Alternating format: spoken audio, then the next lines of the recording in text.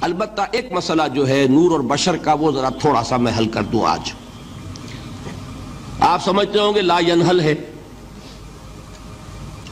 میں نے جس طرح کہا تھا کہ امام بخاری کا قول بھی 100% درست اور امام ابو حنیفہ کا بھی 100% درست ثابت کیا کہ نہیں. اسی طرح میں کہتا ہوں جو حضور کو بشر کہتے ہیں وہ بھی 100% درست، جو حضور کو نور کہتے ہیں وہ بھی 100% درست. مطلب کیا ہے؟ دیکھیے ہر انسان کے وجود کے دو حصے ہیں. میں نے پہلے دن شاید کچھ بیان کیا تھا. ایک خاکی وجود اور اینیمل بینگ جو حیوان ہے ہمارا، ایک وہ روح ربانی جو اس میں پھونکی گئی. آدم میں جب وہ روح پھونکی گئی تب وہ مسجود ملائک بنے.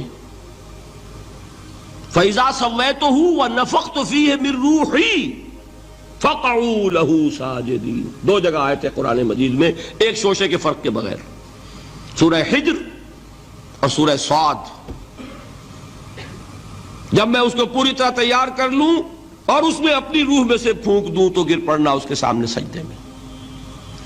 ہمارا جو خاکی وجود ہے وہ ظلمانی ہے،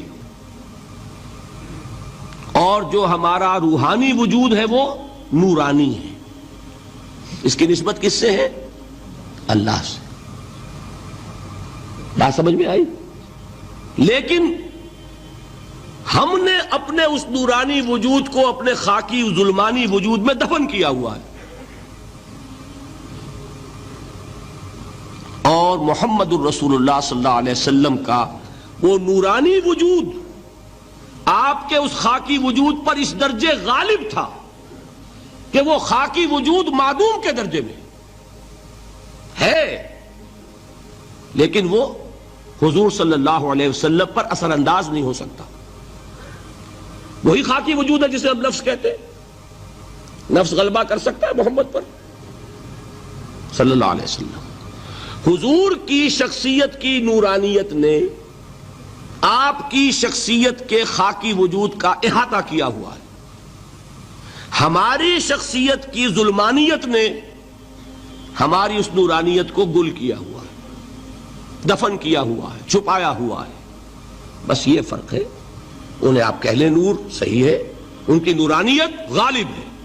یہی بات ہے جو حضور نے اس طرح سمجھائی. دیکھو ہر انسان کے ساتھ ایک شیطان ہوتا ہے. اب کسی صحابی نے بڑی جرت سے کام لیا، پوچھ لیا حضور کہ آپ کے ساتھ بھی ہے؟ ہر انسان کے ساتھ جو کہا نا، تو انسان تو ہے آپ بھی، کیونکہ آپ کے ساتھ بھی ہے. آپ نے فرمایا ہے، لیکن میں نے اسے مسلمان کر رکھا.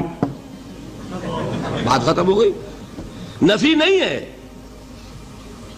وہ میرے تابع ہے، میرا مطیع ہے، مجھے گدن نہیں پہنچا سکتا. ہے تو صحیح، لیکن نہ ہونے کے درجے میں آ گیا کہ نہیں. یہ ہے فرق سارا. اور میں یہاں پہ کوٹ کرنا چاہتا ہوں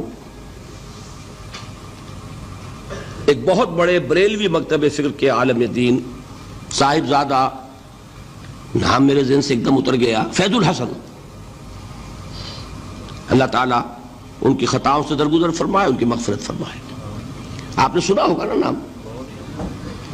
انہوں نے ایک روز تقریر کی جو میں نے سنی، اور تقریر کہاں کی؟ ساہیوال میں. وہاں کا ایک بہت مشہور چوک ہے، مہاجرین، مسجد مہاجرین کہلاتی ہے، وہاں تقریر تھی ان کی، میں نے سنی. ان کے الفاظ یہ تھے کہ کیا آپ لوگ ہمیں جاہل سمجھتے ہیں؟ کیا ہمیں عربی نہیں آتی؟ کیا ہم نے قرآن نہیں پڑھا جس میں بار بار یہ لکھا ہوا ہے کہ حضور بشر ہیں؟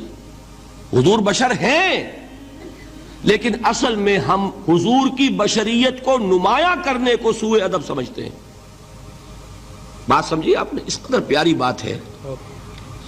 انہوں نے کہا کہ آپ کے باپ کا نام کیا ہے؟ عبد الرحمن. آپ عبد الرحمن کہہ کے پکارتے ہیں انہیں؟ ابا جان. ابھی آپ نے وہ آیات سنی، حضرت ابراہیم نے اپنے مشرک باپ کو یا ابت، یا ابت، بڑا پیارا ترجمہ کیا. ابا جان، ابا جان. کیا نام لیں گے؟ آپ کے باپ کا نام ہے، نام نہیں لیتے آپ. کیوں؟ ادب کی وجہ سے. اسی وجہ سے ہم در حقیقت حضور کی بشریت کو نمایاں کرنے کو سوء ادب سمجھتے ہیں، ورنہ کوئی ہم جاہل ہیں، ہمیں عربی نہیں آتی، ہم نے قرآن نہیں پڑھا، ہم جانتے ہیں کہ وہ بشر ہے. بات سمجھ میں آئی؟ کتنی آسانی سے مسئلہ حل ہوتا ہے بشرطے کہ نیت حل کرنے کی ہو۔ آخر آمنہ کے بیٹے ہیں، عبداللہ کے بیٹے ہیں، عبد المطلب کے پوتے ہیں، بچپن آپ پر گزرا ہے، لڑکپن آپ پر گزرا ہے، نوجوانی آپ پر آئی ہے، جوانی آپ پر آئی ہے، شادی آپ نے کی ہے، اولاد آپ کی ہے۔ کون بے وقوف احمق ہوگا کہ جو آپ کی بشریت کا انکار کرے گا؟ لیکن یہ کہ جس طریقے سے اس کو بیان کیا جاتا ہے وہ ایک مسئلہ بن گیا اختلافی، وہ رد و قضا اور کھینچ تان، اور اس میں بھی سمجھ لیجئے مثلکم پر جو ایمفیسس بعض حضرات دے دیتے ہیں اپنے توحیدی جو ان کے اندر ایک مزاج ہے، اللہ تعالیٰ ان کے مزاج کو اور پختہ کرے، لیکن اس میں بھی مبالغہ کیا جاتا ہے۔ ایک حدیث مجھ سے سنیے جس میں حضور نے مثل کا انکار کیا۔ مثلکم کا مطلب اگر کسی نے یہ سمجھا کہ بالکل ہم جیسے ہیں تو بہت بڑی مغالطے میں۔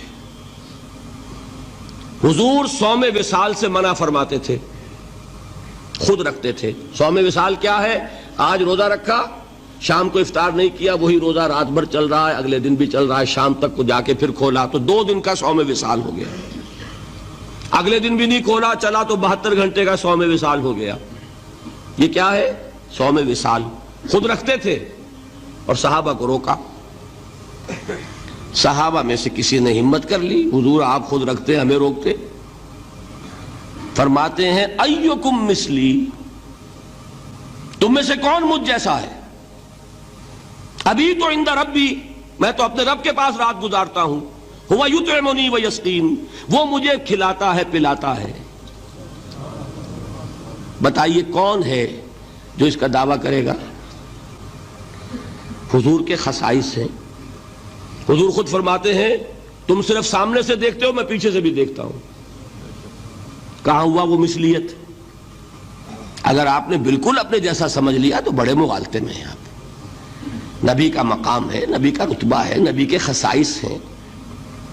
آپ سو گئے تو آپ کی نیند، آپ کی وضو ٹوٹ گئی اور نبی سو گیا تو کہاں گئی مثلیت پھر؟ مثل اس معنی میں کہ بشر ہیں، نسل آدم سے ہیں، اس میں کوئی شک نہیں، اس معنی میں مثل ٹھیک ہے، قل انما انا بشر مثلکم، لیکن ہر اعتبار سے تو نہیں۔ سب سے بڑا فرق یہی ہے کہ وہی آ رہی ہے، معراج پہ تشریف لے گئے ہیں، اس دنیا میں بیٹھے ہوئے بھی جنت کا مشاہدہ فرما لیتے ہیں، کرا دیا جاتا ہے، دوزخ کا مشاہدہ کرایا جاتا ہے، فرشتے کو دیکھ رہے ہیں۔ یہ چیزیں ہیں، اور پھر خصائص جیسا کہ میں نے عرض کیا کہ آپ پیچھے سے بھی دیکھتے ہیں۔ آپ کا معاملہ یہ ہے کہ آپ اگر سو جائیں تو آپ کا وضو نہیں ختم ہوگا۔ یہ ساری چیزیں جو ہے ان سب کو بیلنس کیجئے تو معلوم ہوگا کہ آپ بشر بھی ہیں، 100% درست، لیکن آپ کی وہ نورانیت، آپ سراج منیر، ہدایت کا روشن چراغ، آپ کی جو روح انور ہے وہ آپ کے اس جسدی وجود پر اس طریقے سے حاوی ہے کہ گویا کہ اس نے اس کی ظلمانیت کو ختم کر کے رکھ دیا ہے۔ اس معنی میں کوئی کہے نور مجسم تو مجھے کوئی اعتراض نہیں۔ یہ ہے ان چیزوں کو جمع کرنے کی شکل، خواہ مخواہ کی کھینچ تان کے سوا کچھ نہیں۔